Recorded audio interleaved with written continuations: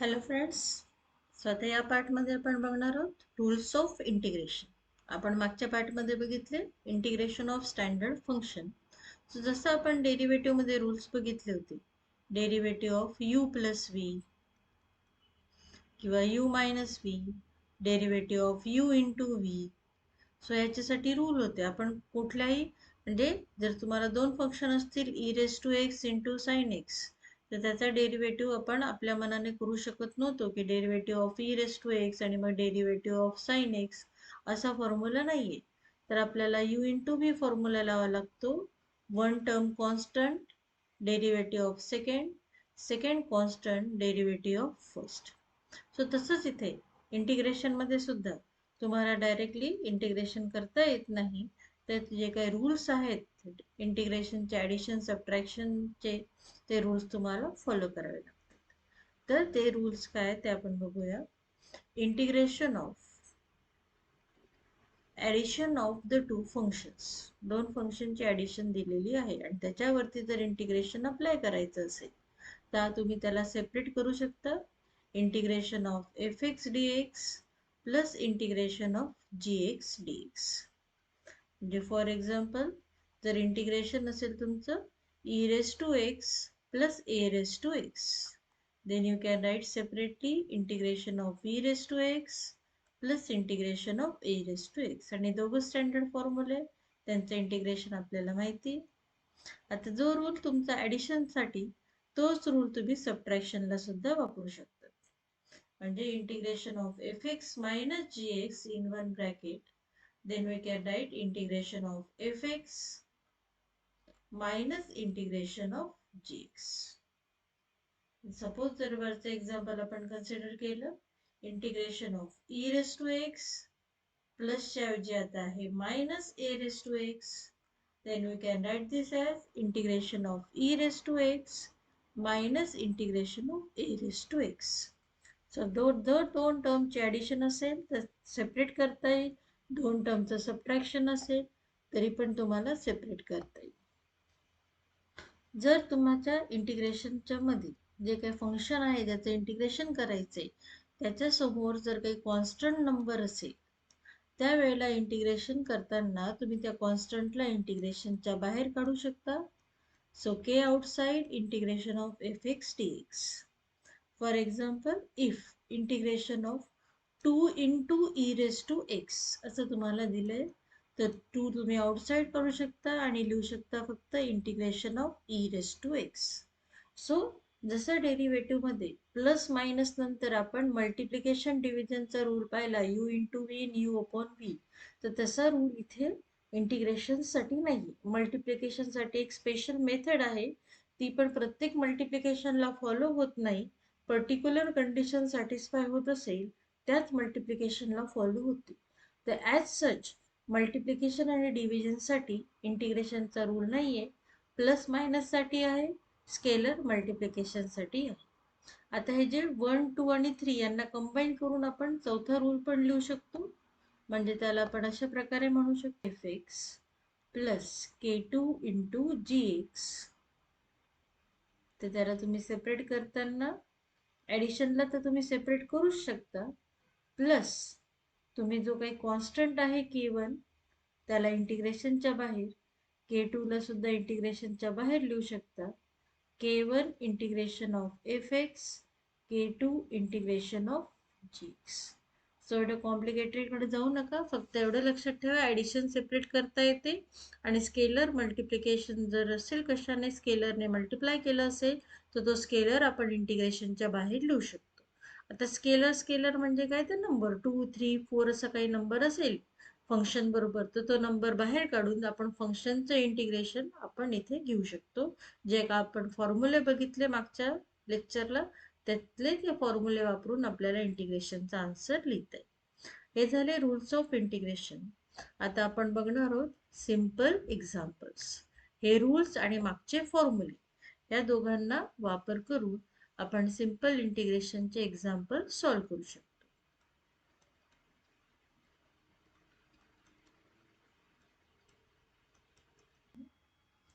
Find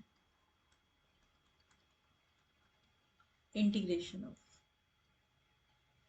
x raised to 5 plus 5 raised to x plus 7 plus 1 upon x raised to 3 dx. तर आता आपण rules बघितले इंटिग्रेशनचे. Addition subtraction असेल तर आपण त्याला सेपरेट करू शकतो.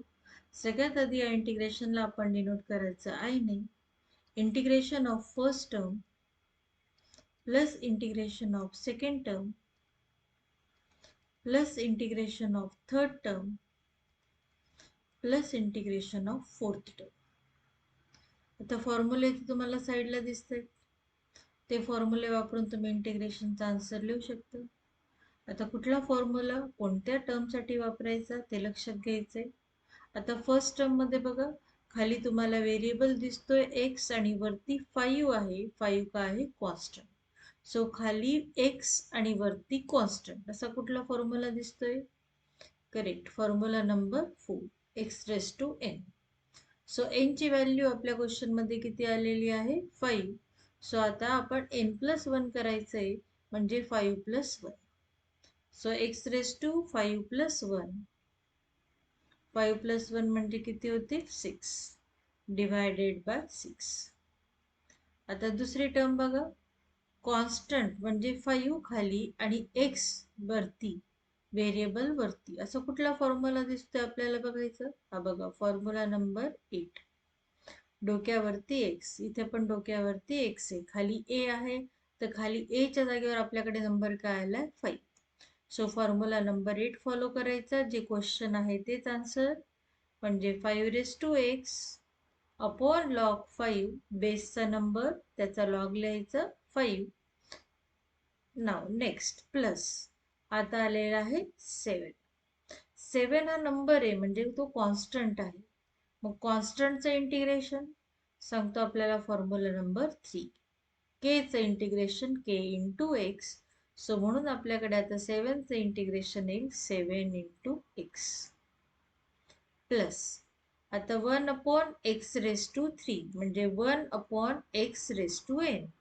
कुठे फॉर्म्युला? Formula number 5. बघा, एक्सच्या डोक्यावरती नंबर आहे, एक्सच्या डोक्यावरती नंबर काय आहे? n, आणि ती टर्म डिनॉमिनेटर मध्ये. So x raised to -n. So x raised to -3 आणि मग फॉर्म्युला नंबर 4 नुसार त्याचा आन्सर येईल. तर आता आपल्याकडे n ची व्हॅल्यू आलेली आहे 3.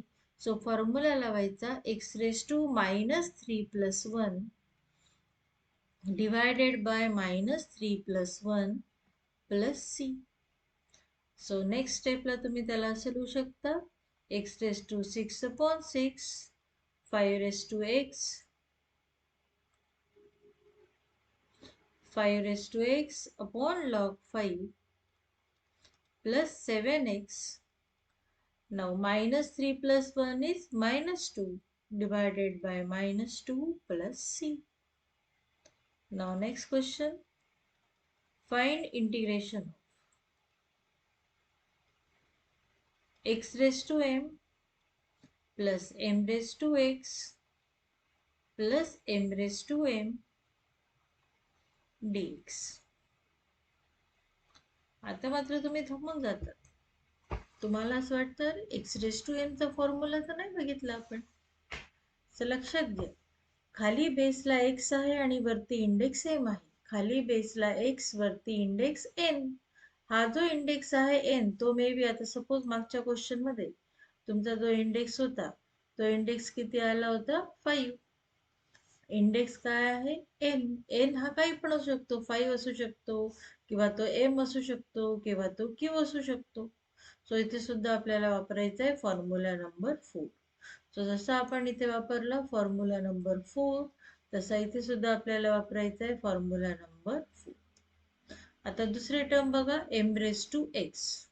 सो खाली नंबर आहे, वरती x. जसं इथे होतं फॉर्म्युला 5 raised to x, खाली नंबर वरती x. कुठला फॉर्म्युला वापरला होता? Formula number 8. तसंच इथे सुद्धा काय वापरणार आपण? Formula number 8. m raised to m. आता वरती आणि खाली कॉन्स्टंट असा फॉर्म्युला दिसतोय का? बघा, नाही. इथे खाली कॉन्स्टंट, वरती x. इथे खाली x, वरती कॉन्स्टंट. सो असा फॉर्म्युला दिसत नाही आपल्याला. असा फॉर्म्युला दिसत नाहीये. मग हा इथं कोणता फॉर्म्युला आहे? एम कॉन्स्टंट म्हणजे कॉन्स्टंटच्या वरती कॉन्स्टंट, कॉन्स्टंटच्या वरती constant is constant. 2 constant, 5 constant. So m is constant. आणि कॉन्स्टंटच्या इंटिग्रेशनसाठी आपल्याकडे फॉर्म्युला नंबर 3. सो जसं आपण इथे लिहिलं होतं 7चं इंटिग्रेशन फॉर्म्युला 3 ने 7x, तसंच आपल्याला लिहायचं mचं इंटिग्रेशन. सो मागचा क्वेश्चन आणि हा क्वेश्चन एक्झॅक्टली सेम आहे, फक्त नोटेशन बदलले आणि त्यामुळे आपल्याला असं वाटतं की खूप काहीतरी वेगळं आलंय, कठीण आलंय. काही नाही, सेम मागच्या प्रमाणेच. आय इक्वल टू, आता आपण x⁵ ला काय केलं? 5 + 1 6 लिहिलं. सो x⁻m ला लिहायचं m+1 अपॉन m+1. आता 5x चं इंटिग्रेशन लिहिलं 5x upon log 5 formula number 8 नुसार. सो m⁻x, आता a ची व्हॅल्यू आपल्या क्वेश्चन मध्ये किती आलेली आहे? m आलेली आहे. सो m⁻x चं integration m⁻x upon log m plus m⁻m म्हणजे काय? कॉन्स्टंट. सो कॉन्स्टंटचं इंटिग्रेशन फॉर्म्युला 3 नुसार कॉन्स्टंट इंटू एक्स. सो आपल्याला लिहायचं इथे constant into x plus c. So हे जे फॉर्म्युले, हेच फॉर्म्युले वापरायचे. फक्त लक्षात ठेवा की एन जिथे आहे तिथे तुम्हाला मे बी नंबर असू शकतो किंवा मे बी सिम्बॉल असू शकतो. 5 आहे, 3 आहे, एन ची व्हॅल्यू किंवा एम पण असू शकते. सो आणि जो a⁻x चा फॉर्म्युला आहे तिथे a ची व्हॅल्यू मे बी 5 असू शकते. 5⁻x, 3⁻x, or maybe that is same as m⁻x or n⁻x. जो कॉन्स्टंट k आहे तो 5 असेल, 2 असेल किंवा तो m⁻m असेल, e असेल. सो या जो फॉर्म्युला k चा तो फॉर्म्युला या सगळ्यांना अप्लाय करायचा. Now next example, integration of e⁻e plus e⁻x plus x⁻e plus e⁻n. Try करा बरं, तुम्हाला सॉल्व करता येते का? टर्म सेपरेट करून ठेवते मी तुमच्यासाठी, म्हणजे पटकन आन्सर तुम्हाला लिहिता येईल.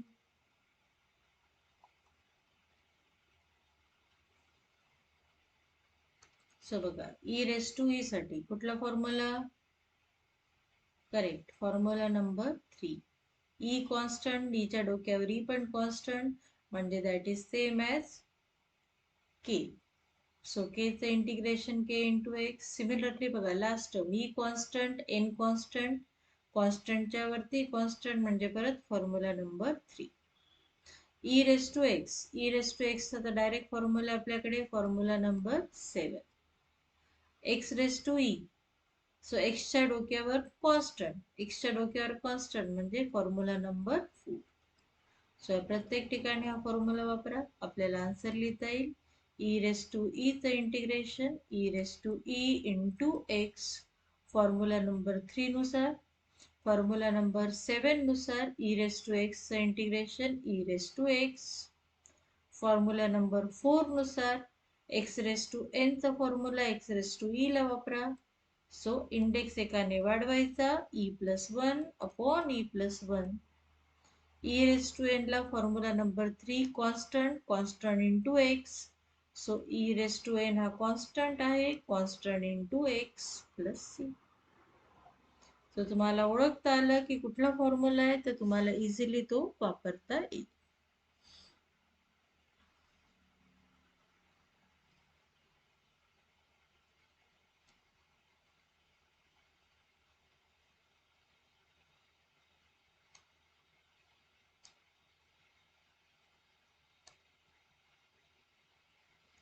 Now next, find the integration.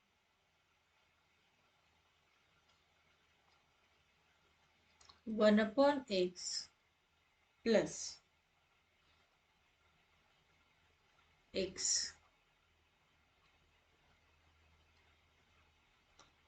आता integration of 1 upon x plus integration of x separate केले आपण टर्म्स. 1 अपॉन एक्सचं इंटिग्रेशन बघा दिसतं आपल्याला फॉर्म्युला नंबर 9. काय 1 अपॉन एक्सचं इंटिग्रेशन लॉग एक्स. आता एक्सचं इंटिग्रेशन बऱ्याच लोकांना इथे वाटतं की काय असेल बरं एक्सचं इंटिग्रेशन. सो एक्सचं इंटिग्रेशन जे आहे ते एक्स रेस टू 1 इंडेक्स दिसत नाही म्हणजे इंडेक्स काय 1 म्हणजे same as formula number 4 x raise to n. So एनची व्हॅल्यू काय आलेली आपल्या क्वेश्चन मध्ये 1 आलेली. सो फॉर्म्युला वापरायचा एक्स रेस टू एनचं integration x raise to n plus 1 upon n plus 1. So तो फॉर्म्युला इथे यूज करा. एक्स रेस टू 1चं integration x raise to 1 plus 1 म्हणजे 2 divided by 2. Next question. Find the integration of 3 raised to x into 2 raised to x. जसं आपण ॲडिशनला separate करू शकतो तसं मल्टिप्लिकेशनला सेपरेट करता येत नाही. म्हणजे 3 रेस टू एक्सचं इंटिग्रेशन इंटू 2 रेस टू एक्सचं इंटिग्रेशन असं लिहिता येत नाही. नाहीतर तुम्ही असं लिहिणार आणि मग तुमचा आन्सर रॉंग येईल. मग ह्या मल्टिप्लिकेशनला आपण कशामध्ये कन्वर्ट करायचं तर ॲडिशन सबट्रॅक्शन मध्ये. तर त्याचा आन्सर आपल्याला लिहिता येतं. एका टर्म मध्ये कन्सिडर सेपरेट करायचं. सो या मल्टिप्लिकेशनला आपल्याला कशामध्ये कन्वर्ट करायचं तर ज्याचं इंटिग्रेशन माहिती या फॉर्म्युल्यामध्ये ज्याचा आन्सर आहे त्या प्रकारे. आता इथे आपल्याला वापरायचं इंडायसेसचा रूल. इथे बघा बेस वेगवेगळा आहे पण इंडेक्स सेम आहे. सो आपल्याकडे रूल आहे a raise to m into b raise to m. तर दोघांचा इंडेक्स सेम आहे तो आपण कॉमन लिहू शकतो a into b raise to m. So त्या रूलनुसार 3 raise to x into 2 raise to x ला लिहिता येईल आपल्याला 3 into 2 bracket raise to x म्हणजे 6 रेस टू एक्स. सो आपले जे आय आहे ते आता कन्वर्ट होईल 6 रेस टू एक्स dx. आता बघा याच्यासाठी फॉर्म्युला आहे आपल्याकडे खाली कॉन्स्टंट वरती एक्स. सापडला का फॉर्म्युला खाली कॉन्स्टंट वरती x. Formula number 8. So 6 raised to x upon log 6 plus c. So दिसायला आपल्याला असं वाटलं की थोडं डिफिकल्ट आहे. 3 raise to x into 2 raise to x. फक्त 3 रेस टू एक्स असेल तरी फॉर्म्युला 8 वापरता येतो.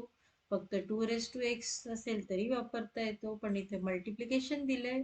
सो कशा प्रकारे कन्वर्ट करायचं तर इंडायसेसचा रूल हा जो रूल आहे आपला इंडायसेसचा तो फॉलो करायचा. सो आपल्याला जे मल्टिप्लिकेशन आहे ते सिंगल टर्म मध्ये कन्वर्ट होतं आणि आपल्याला इझिली त्याचा आन्सर लिहिता येतो. Now next, find the integration of x minus 2 bracket square divided by x. आता इथे तुम्हाला आधी ब्रॅकेट स्क्वेअर करून घ्यायचं आहे. जसं आपण फॉर्म्युला बघितलाय a minus b bracket square a square minus 2ab plus b square. तो फॉर्म्युला आपण न्यूमरेटरला अप्लाय करायचं. सो आपला न्यूमरेटर येईल x square minus 4x plus 4 divided by x. आता टर्म्स करा separate. X square upon x minus 4x upon x plus 4 upon x. जो काही डिनॉमिनेटर आहे तो प्रत्येक टर्मला अप्लाय करा. सो आता याला करायचं आपल्याला सिम्प्लिफाय. सो जर आपल्याकडे दिलेलं असेल a upon 2 plus b upon 2 तर सेम डिनॉमिनेटर आहे म्हणून आपण लिहू शकतो a plus b divided by 2.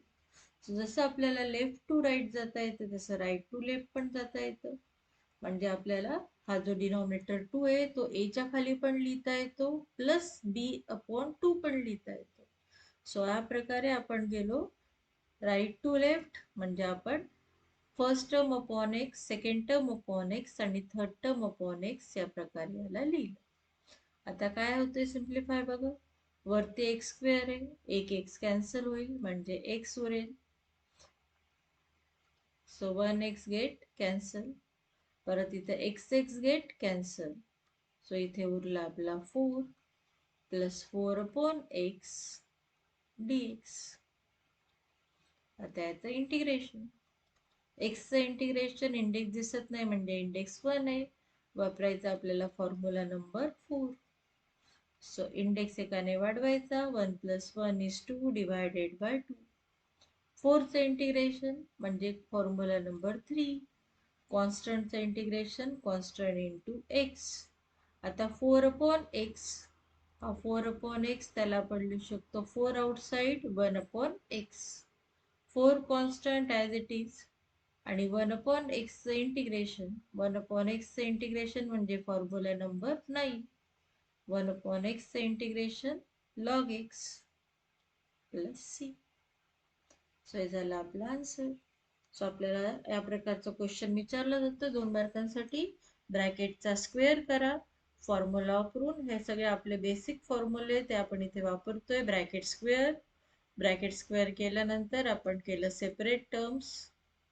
प्रत्येकाच्या खाली लिहिला x, मग x कॅन्सल झाला काही ठिकाणी. सिम्प्लिफिकेशन नंतर आपण प्रत्येक टर्मचं इंटिग्रेशन घेतलं फॉर्म्युला वापरून. सो इथे आपण वापरलं फॉर्म्युला नंबर 4 x⁻n चं इंटिग्रेशन, फॉर्म्युला नंबर 3 k चं इंटिग्रेशन आणि इथे आपण 1/x चं इंटिग्रेशन म्हणजे फॉर्म्युला नंबर 9. त्या प्रकारे आपण लिहिले इंटिग्रेशनचे आन्सर्स.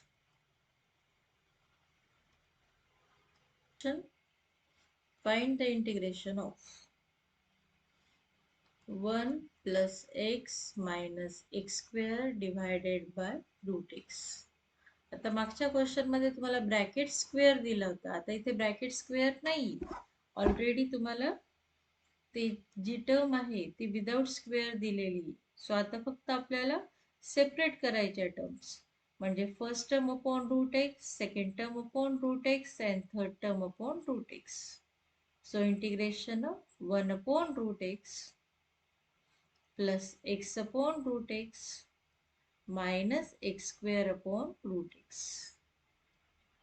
आता मागच्या क्वेश्चन मध्ये जेव्हा तुम्ही सेपरेट केलं x लगेच कॅन्सल झाले.